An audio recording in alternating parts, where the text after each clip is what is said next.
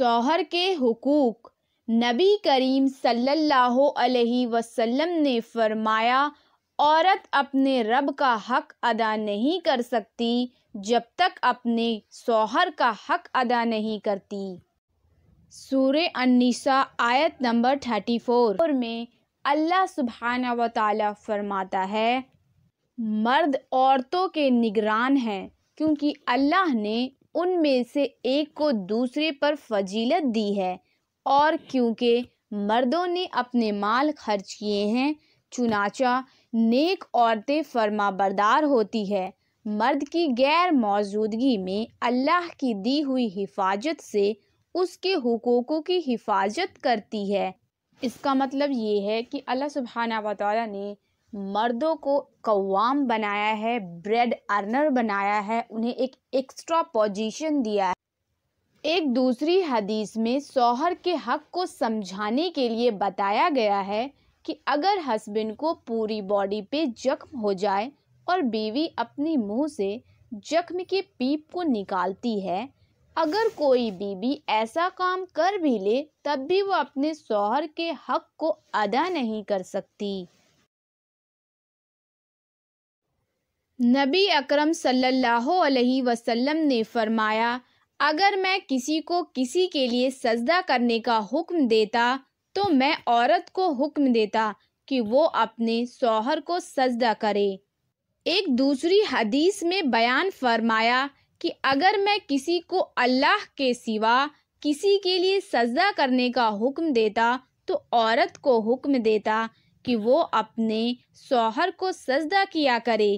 قسم ہے اس ذات کی جس کے ہاتھ میں محمد صلی اللہ علیہ وسلم کی جان ہے، عورت اپنے رب کا حق ادا نہیں کر سکتی جب تک کہ اپنے شوہر کا حق ادا نہیں کرتی۔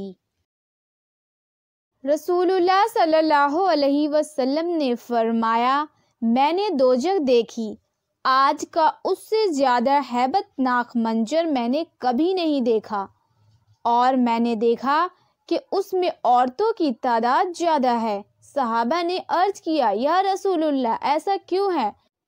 کیا وہ اللہ کے ساتھ کفر کرتی تھی؟ حضرت محمد صلی اللہ علیہ وسلم نے فرمایا کہ وہ شوہر کی ناشکری کرتی ہے اور ان کے احسان کا انکار کرتی ہے۔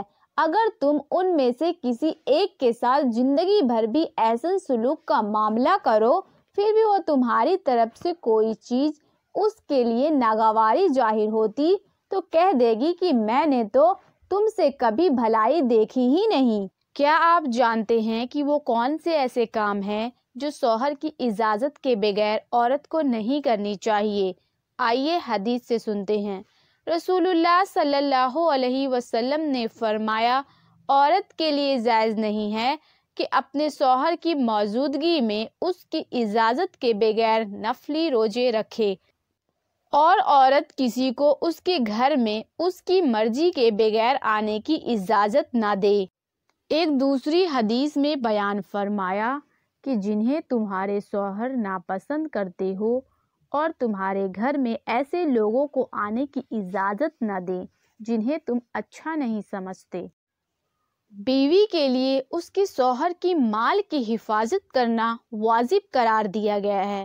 رسول اللہ صلی اللہ علیہ وسلم نے فرمایا، عورت اپنے شوہر کے گھر سے اس کی اجازت کے بغیر کچھ خرچ نہ کرے۔ عرض کیا گیا، اللہ کے رسول، اور کھانا بھی نہیں؟ آپ نے فرمایا، یہ ہمارے مالوں میں سے سب سے افضل مال ہے۔ ایک دوسری حدیث میں بیان فرمایا کہ شوہر کے مال میں سے اس کی اجازت کے بغیر خرچ کر دے تو اسے بھی اس کا آدھا ثواب ملے گا۔ رسول اللہ صلی اللہ علیہ وسلم نے فرمایا، جب آدمی اپنی بیوی کو اپنی خواہش پوری کرنے کے لیے بلائے تو اسے فوراً آنا چاہیے، اگرچہ وہ تندور پر ہو، کہ اگر وہ اونٹ کی کجاوے پر بیٹھی ہوتی اور اس کا شوہر اس سے خواہش کا اظہار کرے تو اسے انکار نہیں کرنا چاہیے۔ ایک دوسری حدیث میں بیان فرمایا کہ جب کوئی عورت اپنے شوہر کو ایذا دیتی ہے تو جنت کی حوروں میں سے اس مرد کی بیوی یعنی وہی حور جو جنت میں اس کی بیوی ہوگی، کہتی ہے اللہ تجھے تباہ کرے، اس شخص کو تکلیف نہ دے جو تیرے پاس مہمان ہے، عنقریب تجھے چھوڑ کر ہمارے پاس آنے والا ہے۔ اسی طرح کے اور لوگوں کے حقوق کو جاننے کے لیے فالو کیجیے مائی حقوق سیریز۔